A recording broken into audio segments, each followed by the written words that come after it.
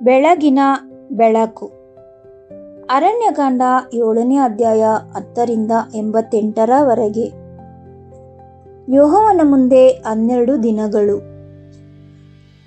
ನಾವು ಈಗ ಅರಣ್ಯಕಾಂಡ 7ನೇ ಅಧ್ಯಾಯ 9ನೇ ವಾಕ್ಯ ಮತ್ತು ಕೇಹಾತ್ಯರ ಕುರಿತಾದ ಅಧ್ಯಯನವನ್ನು ಪೂರ್ಣಗೊಳಿಸಿದ್ದೇವೆ. ಅವರು ಏನನ್ನು ಒತ್ತಿದರು, ಹೇಗೆ ಒತ್ತಿದರು ಮತ್ತು ಪ್ರತಿಯೊಂದು ಪವಿತ್ರ ವಸ್ತುವು ಕ್ರಿಸ್ತನಲ್ಲಿ ಹಾಗೂ ನೂತನ ಸೃಷ್ಟಿಯ ವಿಶ್ವಾಸಿಗಳಾದ ನಮ್ಮ ಕರೆಯಲ್ಲಿ ಏನನ್ನು ಸೂಚಿಸುತ್ತವೆ ಎಂಬುದನ್ನು ನಾವು ನೋಡಿದ್ದೇವೆ. ಅದು ಸುದೀರ್ಘ ಮತ್ತು ಸಮೃದ್ಧವಾದ ಪ್ರಯಾಣವಾಗಿತ್ತು. ಇಂದು ನಾವು ಅರಣ್ಯಕಾಂಡ 7ನೇ ಅಧ್ಯಾಯದ ಮುಂದಿನ ಭಾಗಕ್ಕೆ ಹೋಗುತ್ತಿದ್ದೇವೆ.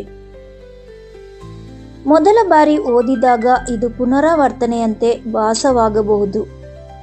ವಾಸ್ತವವಾಗಿ ಇದು ಇಡೀ ನ್ಯಾಯಪ್ರಮಾಣದಲ್ಲಿ ಅತ್ಯಂತ ಉದ್ದೇಶಪೂರ್ವಕವಾಗಿ ಪುನರಾವರ್ತಿಸಿವಾಗಿರುವ ಭಾಗಗಳಲ್ಲಿ ಒಂದಾಗಿದೆ ಮತ್ತು ಆ ಪುನರಾವರ್ತನೆಯೇ ಇಲ್ಲಿನ ಸಂದೇಶವಾಗಿದೆ. 10ನೇ ವಚನದಿಂದ 88ನೇ ವಚನದವರೆಗೂ ಗೂಡಾರ ಮತ್ತು ಅದರ ಬಲಿಪೀಠವನ್ನು ಪ್ರತಿಷ್ಠಾಪಿಸಿ ಅಭಿಷೇಕ ಮಾಡಿದ ನಂತರ ಇಸ್ರಾಯೇಲಿನ 12 ಕುಲಗಳ ನಾಯಕರು ಸತತ 12 ದಿನಗಳವರೆಗೂ ತಂದ ಸಮರ್ಪಣೆಯ ಕಾಣಿಕೆಗಳನ್ನು ಇಲ್ಲಿ ದಾಖಲಿಸಲಾಗಿದೆ. ಏನನ್ನು ಅರ್ಪಿಸಲಾಯಿತು ಎಂದು ನೋಡುವ ಮೊದಲು ಅದನ್ನು ಯಾವಾಗ ಮತ್ತು ಏಕೆ ಅರ್ಪಿಸಲಾಯಿತು ಎಂಬುದನ್ನು ನಾವು ಅರ್ಥ ಮಾಡಿಕೊಳ್ಳಬೇಕು. ಈ ಕಾಣಿಕೆಗಳು ಇಸ್ರಾಯೇಲಿನ ಸಾಮಾನ್ಯ ವಾರ್ಷಿಕ ಪಂಚಾಂಗದ ಆಚರಣೆಯ ಭಾಗವಾಗಿರಲಿಲ್ಲ. ಅವು ಒಂದು ನಿರ್ದಿಷ್ಟ ಕಾಲದ ಪೂರ್ಣತೆಯನ್ನು ಗುರುತಿಸಲು ನಡೆದ ಒಂದು ಭಾರಿಯ ಘಟನೆಯಾಗಿದ್ದವು. ಗೂಡಾರವನ್ನು ನಿರ್ಮಿಸಲಾಯಿತು, ಮೋಶೆಯು ಅದನ್ನು ಸ್ಥಾಪಿಸಿದನು. ಒಳಗಿದ್ದ ಪ್ರತಿಯೊಂದು ಪವಿತ್ರ ಪಾತ್ರೆಯನ್ನು ಎಣ್ಣೆಯಿಂದ ಅಭಿಷೇಕಿಸಿ ಪವಿತ್ರಗೊಳಿಸಲಾಗುತ್ತಿತ್ತು. ಆರೋನ ಮತ್ತು ಅವನ ಪುತ್ರರನ್ನು ಯಾಜಕತ್ವವಾಗಿ ಸ್ಥಾಪಿಸಲಾಗಿತ್ತು. ಈಗ ಎಲ್ಲವೂ ವ್ಯವಸ್ಥಿತವಾಗಿತ್ತು, ಎಲ್ಲವೂ ಸಿದ್ಧವಾಗಿತ್ತು. ಈ ಮಹತ್ವದ ಪೂರ್ಣತೆಗೆ ಪ್ರತಿಕ್ರಿಯೆಗಾಗಿ 12 ಕುಲಗಳ ನಾಯಕರು ಒಬ್ಬೊಬ್ಬರಾಗಿ 12 ದಿನಗಳ ಕಾಲ ಬಲಿಪೀಠದ ಪ್ರತಿಷ್ಠಾಪನೆಗಾಗಿ ತಮ್ಮ ಕಾಣಿಕೆಗಳನ್ನು ತಂದರು. ಅರಣ್ಯಕಾಂಡ 7ನೇ ಅಧ್ಯಾಯ 84ನೇ ವಾಕ್ಯ ಈ ಸಮಯವನ್ನು ಹೀಗೆ ಹೆಸರಿಸುತ್ತದೆ: ಇಸ್ರಾಯೇಲ್ಯರ ಪ್ರಧಾನರು ಬಲಿಪೀಠಕ್ಕೆ ಅಭಿಷೇಕವಾದ ದಿನದಲ್ಲಿ ಸಮರ್ಪಿಸಿದ ಪ್ರತಿಷ್ಠಾಪನಾ ಕಾಣಿಕೆಗಳು ಇವೆ.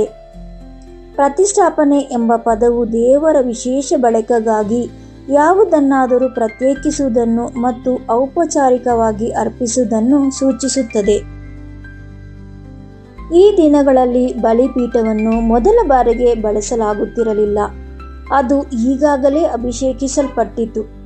ಆದರೆ ಈಗ ಕುಲಗಳ ನಾಯಕರು ನಿರ್ಮಿಸಲ್ಪಟ್ಟದ್ದನ್ನು ಗೌರವಿಸಲು ಮತ್ತು ಈ ಕಾಣಿಕೆಗಳ ಮೂಲಕ ತಮ್ಮನ್ನು ಹಾಗೂ ತಮ್ಮ ಕುಲಗಳನ್ನು ಯೆಹೋವನ ಮುಂದೆ ಪ್ರಸ್ತುತಪಡಿಸಲು ತಮ್ಮ ಉಡುಗೊರೆಗಳನ್ನು ತರುತ್ತಿದ್ದರು.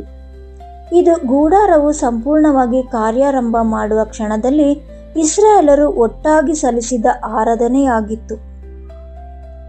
ಈ ಭಾಗವನ್ನು ವಿಶೇಷವಾಗಿಸುವುದು ಅದರ ರಚನೆ. 12 ಕುಲದ ನಾಯಕರಲ್ಲಿ ಪ್ರತಿಯೊಬ್ಬರೂ ನಿಖರವಾಗಿ ಒಂದೇ ರೀತಿಯ ಕಾಣಿಕೆಯನ್ನು ತಂದರು. ವಸ್ತುಗಳಲ್ಲಿ ಯಾವುದೇ ವ್ಯತ್ಯಾಸವಿರಲಿಲ್ಲ. ಯಾರು ಹೆಚ್ಚು ತರಬಹುದು ಎಂಬ ಪೈಪೋಟಿ ಇರಲಿಲ್ಲ.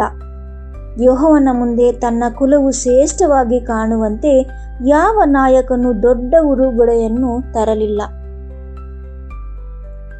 ಮೊದಲನೇ ದಿನ ಮತ್ತು 12ನೇ ದಿನ ತಂದ ಕಾಣಿಕೆಗಳು ಪಟ್ಟಿ ಒಂದೇ ಆಗಿತ್ತು. ಮೊದಲ ಕುಲ ಮತ್ತು ಕೊನೆಯ ಕುಲವು ಬಲಿಪೀಠದ ಮುಂದೆ ಸಮಾನವಾಗಿ ನಿಂತವು. ಒಂದು ದಿನದಿಂದ ಇನ್ನೊಂದು ದಿನಕ್ಕೆ ಇದ್ದ ಒಂದೇ ವ್ಯತ್ಯಾಸವೆಂದರೆ ನಾಯಕನ ಹೆಸರು ಮತ್ತು ಅವನು ಪ್ರತಿನಿಧಿಸುವ ಕುಲ. ಉಳಿದೆಲ್ಲವೂ ಒಂದೇ ಆಗಿತ್ತು. ಪ್ರತಿಯೊಬ್ಬ ನಾಯಕನು ತಂದ ಕಾಣಿಕೆಗಳು: ಬೆಳ್ಳಿಯ ಪಾತ್ರೆಗಳು, 130 ಶೇಕೆಲ್ ತೂಕದ ಒಂದು ಬೆಳ್ಳಿಯ ತಟ್ಟೆ ಮತ್ತು 70 ಶೇಕೆಲ್ ತೂಕದ ಒಂದು ಬೆಳ್ಳಿಯ ಬಟ್ಟಲು. ಇವೆರಡೂ ಧಾನ್ಯ ಸಮರ್ಪಣೆಗಾಗಿ ಎಣ್ಣೆ ಬೆರೆಸಿದ ನುಣ್ಣನೆಯ ಹಿಟ್ಟಿನಿಂದ ತುಂಬಿದ್ದವು. ಚಿನ್ನದ ಚಮಚ, ಧೂಪದಿಂದ ತುಂಬಿದ್ದ 10 ಶೇಕೆಲ್ ತೂಕದ ಒಂದು ಚಿನ್ನದ ಚಮಚ ಅಥವಾ ಪಾತ್ರೆ. ಸರ್ವಾಂಗ ಹೋಮ, ಒಂದು ಎಳೆ ಹೋರಿ, ಒಂದು ಟಗರು ಮತ್ತು 1 ವರ್ಷದ ಒಂದು ಗಂಡು ಕುರಿಮರಿ. ಪಾಪ ಪರಿಹಾರಕ ಬಲಿ, ಒಂದು ಗಂಡು ಆಡು. ಸಮಾಧಾನ ಬಲಿ, 2 ಎತ್ತುಗಳು, 5 ಟಗರುಗಳು, 5 ಗಂಡು ಆಡುಗಳು ಮತ್ತು 1 ವರ್ಷದ 5 ಗಂಡು ಕುರಿಮರಿಗಳು. ಇದೇ ಪಟ್ಟಿಯು ಈ ಅಧ್ಯಾಯದಲ್ಲಿ 12 ಬಾರಿ ಬರುತ್ತದೆ. ಪ್ರತಿ ಕುಲಕ್ಕೆ 1 ಬಾರಿ ಪದೇ ಪದೇ ಪ್ರತಿ ವಸ್ತುವನ್ನು ಅದರ ತೂಕದ ಸಮೇತ ವಿವರಿಸಲಾಗಿದೆ. ವೈವಿಧ್ಯತೆಯನ್ನು ನಿರೀಕ್ಷಿಸುವ ಓದುಗರಿಗೆ ಈ ಪುನರಾವರ್ತನೆಯು ಭಾರವೆನಿಸಬಹುದು, ಆದರೆ ಇದು ಅಜಾಗರೂಕತೆಯ ಬರವಣಿಗೆಯಲ್ಲ. ಪುನರಾವರ್ತನೆಯ ಇಲ್ಲಿನ ಮುಖ್ಯ ಅಂಶ, ಪ್ರತಿಯೊಂದು ಕುಲವು ಯೆಹೋವನ ಮುಂದೆ ಒಂದೇ ಕಾಣಿಕೆಯೊಂದಿಗೆ ನಿಂತರು, ಏಕೆಂದರೆ ಪ್ರತಿಯೊಂದು ಕುಲಕ್ಕೂ ಯೆಹೋವನ ಮುಂದೆ ಒಂದೇ ರೀತಿಯ ಅಗತ್ಯವಿತ್ತು.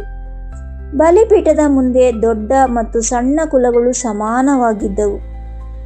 ಪಾಳೆಯವನ್ನು ಮುನ್ನಡೆಸುತ್ತಿದ್ದ ಯೆಹೂದ ಕುಲವು ಎಲ್ಲಕ್ಕಿಂತ ಚಿಕ್ಕದಾದ ಬೆನ್ಯಾಮೀನ್ ಕುಲಕ್ಕಿಂತ ಹೆಚ್ಚಿನದೇನೂ ತರಲಿಲ್ಲ.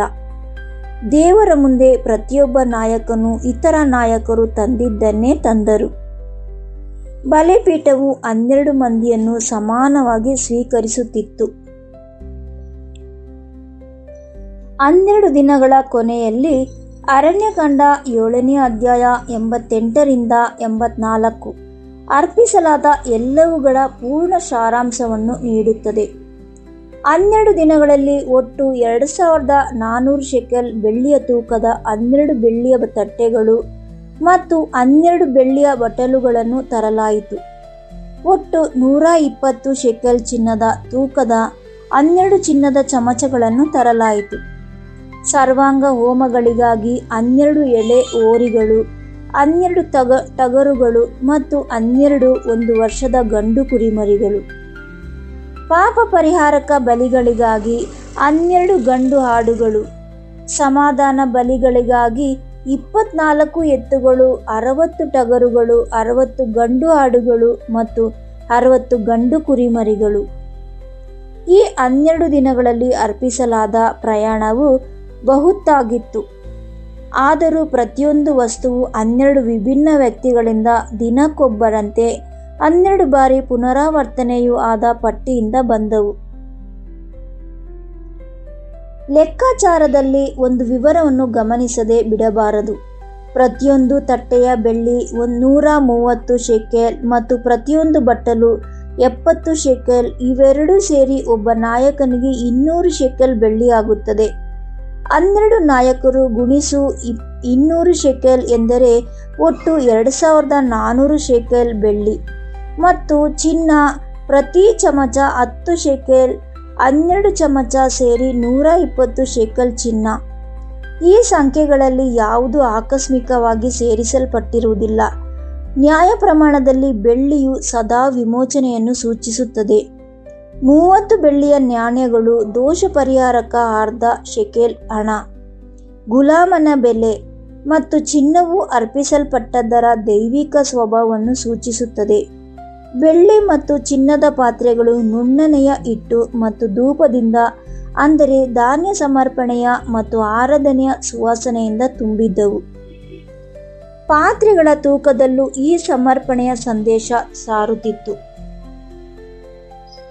12 ದಿನಗಳ ನಂತರ 12 ನಾಯಕರು ಎತ್ತುಗಳು, ಟಗರುಗಳು, ಕುರಿಮರಿಗಳು, ಆಡುಗಳು ಹಾಗೂ ಬೆಳ್ಳಿ ಮತ್ತು ಚಿನ್ನವನ್ನು ಸಮರ್ಪಿಸಿದ ನಂತರ ಅರಣ್ಯಕಾಂಡ 7ನೇ ಅಧ್ಯಾಯ 89ರಲ್ಲಿ ಒಂದು ಅಂತಿಮ ವಚನವು ಬರುತ್ತದೆ. ಅದು ಈವರೆಗೂ ಹೇಳಿದ್ದಕ್ಕಿಂತ ಭಿನ್ನವಾಗಿದೆ. ಮೋಶೆಯು ಯೆಹೋವನೊಡನೆ ಮಾತನಾಡುತ್ತಿದ್ದುದಕ್ಕಾಗಿ ಸಭೆಯ ಗುಡಾರದೊಳಗೆ ಹೋದಾಗ ಸಾಕ್ಷಿ ಪೀಠದ ಮೇಲಿರುವ ಕೃಪಾಸನದ ಮೇಲಿಂದ, ಅಂದರೆ ಆ 2 ಕೆರೂಬಿಗಳ ಮಧ್ಯದೊಳಗಿಂದ ತನ್ನ ಸಂಗಡ ಮಾತಾಡುವ ಸ್ವರವನ್ನು ಕೇಳಿದನು. ಹೀಗೆ ಆತನು ಅವರೊಡನೆ ಮಾತನಾಡಿದನು. ಕಾಣಿಕೆಗಳು ಮುಗಿದವು. 12 ದಿನಗಳು ಪೂರ್ಣಗೊಂಡವು. ಬಲಿಪೀಠವು ಪ್ರತಿಷ್ಠಾಪಿಸಲ್ಪಟ್ಟಿತು. ಮತ್ತು ಈಗ ಮೋಶೆಯು ಒಳಗೆ ಹೋಗಿ ಕೃಪಾಸನದ ಮೇಲಿರುವ ಕೆರೂಬಿಗಳ ಮಧ್ಯದಿಂದ ಯೆಹೋವನು ತನ್ನೊಡನೆ ಮಾತನಾಡುತ್ತಿರುವುದನ್ನು ಕೇಳಿದನು. ಬಲಿಪೀಠದ ಪ್ರತಿಷ್ಠಾಪನೆಯು ನೇರವಾಗಿ ದೇವರ ಧ್ವನಿಯ ಶ್ರವಣಕ್ಕೆ ಕಾರಣವಾಯಿತು. ಆರಾಧನೆಯು ಮೊದಲು ಬಂದಿತು. ಕಾಣಿಕೆಗಳು ಮೊದಲು ಬಂದವು. ಯೆಹೋವನ ಮುಂದೆ 12 ದಿನಗಳ ಕಾಲ ನಂಬಿಗಸ್ತಿಕೆಯಿಂದ ಪುನರಾವರ್ತಿತವಾಗಿ ಅವಸರವಿಲ್ಲದೆ ಸಲ್ಲಿಸಿದ ಸಮರ್ಪಣೆಯು ಮೊದಲು ಬಂದಿತು. ಮತ್ತು ಕೊನೆಯ ಕಾಣಿಕೆಯ ನಂತರದ ನಿಶ್ಶಬ್ದದಲ್ಲಿ ದೇವರು ಮಾತನಾಡಿದನು. ಇದು ಕಾಕತಾಳೀಯವಲ್ಲ, ಅಂದರೆ ಇದು ದೈವ ಇಚ್ಛೆಯಂತೆ ನಡೆದದ್ದು. ಇದೊಂದು ಮಾದರಿ. ದೇವರ ಧ್ವನಿಯನ್ನು ಕೇಳುವ ಕಿವಿಯು ಮೊದಲು ತನ್ನ ಕಾಣಿಕೆಗಳನ್ನು ತಂದ ಹೃದಯದಿಂದ ಸಿದ್ಧವಾಗುತ್ತದೆ. ಈ ಕಾಣಿಕೆಗಳ ಪ್ರತಿಯೊಂದು ಭಾಗವು ಆತ್ಮಿಕವಾಗಿ ಏನನ್ನು ಸೂಚಿಸುತ್ತದೆ ಎಂದು ಇಂದು ನಾವು ನಮಗೆ ಏನು ಅರ್ಥ ನೀಡುತ್ತದೆ ಎಂಬುದನ್ನು ನಾವು ನಾಳೆ ಅಧ್ಯಯನ ಮಾಡೋಣ. ಪ್ರಾರ್ಥನೆ. ಯೆಹೋವನೇ, ನೀನು ಪ್ರತಿಯೊಂದು ಕುಲದ ಮತ್ತು ಪ್ರತಿಯೊಬ್ಬ ವ್ಯಕ್ತಿಯ ಕಾಣಿಕೆಯನ್ನು ಸಮಾನವಾಗಿ ಸ್ವೀಕರಿಸುವ ದೇವರಾಗಿದ್ದಿ. ನೀನು ಚಿಕ್ಕವರಿಗಿಂತ ದೊಡ್ಡವರನ್ನು ಹೆಚ್ಚು ಗೌರವಿಸುವುದಿಲ್ಲ. ನೀನು ಕಾಣಿಕೆಗಳನ್ನು ಅದರ ಗಾತ್ರದಿಂದಲ್ಲ, ಅದರ ನಂಬಿಗಸ್ತಿಕೆಯಿಂದ ಅಳೆಯುತ್ತೀಯ. ಈ 12 ದಿನಗಳ ಪ್ರತಿಷ್ಠಾಪನೆಯ ಕಾಣಿಕೆಗಳಿಗಾಗಿ ನಾವು ನಿಮಗೆ ವಂದಿಸುತ್ತೇವೆ. 12 ನಾಯಕರು ಒಂದೇ ಬಲಿಪೀಠದ ಮುಂದೆ ಒಂದೇ ಕಾಣಿಕೆಯೊಂದಿಗೆ ನಿಂತಿರುವ ಈ ಸನ್ನಿವೇಶವು ನಿನ್ನ ಮುಂದೆ ನಿನ್ನ ಪ್ರತಿಯೊಬ್ಬ ಜನರು ಒಂದೇ ನೆಲೆಯಲ್ಲಿ ನಿಂತಿದ್ದಾರೆ ಎಂಬುದನ್ನು ನಮಗೆ ತೋರಿಸುತ್ತದೆ.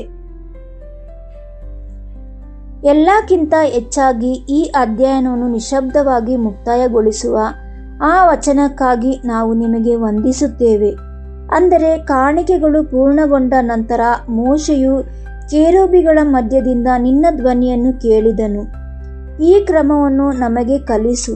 ನಮ್ಮ ಕಾಣಿಕೆಯನ್ನು ಮೊದಲು ನಂಬಿಗಸ್ತಿಕೆಯಿಂದ ಸ್ಥಿರವಾಗಿ ದಿನವೂ ಅರ್ಪಿಸಲು ಮತ್ತು ನಂತರ ಆ ನಿಶ್ಶಬ್ದದಲ್ಲಿ ನಿನ್ನ ಧ್ವನಿಗಾಗಿ ಕಾಯಲು ನಮಗೆ ಕಲಿಸು. ಕೈಯಲ್ಲಿ ಕಾಣಿಕೆಯನ್ನು ಇಟ್ಟುಕೊಂಡು ಬಲಿಪೀಠವನ್ನು ದಾಟಿ ನಿನ್ನ ಧ್ವನಿಗಾಗಿ ಆವರಿಸದಂತೆ ನಮಗೆ ಸಹಾಯ ಮಾಡು. ಕ್ರಿಸ್ತನ ಹೆಸರಿನಲ್ಲಿ ಬೇಡಿ ಹೊಂದುತ್ತೇವೆ ನಮ್ಮ ಪರಮ ತಂದೆಯೇ. ಆಮೇನ್.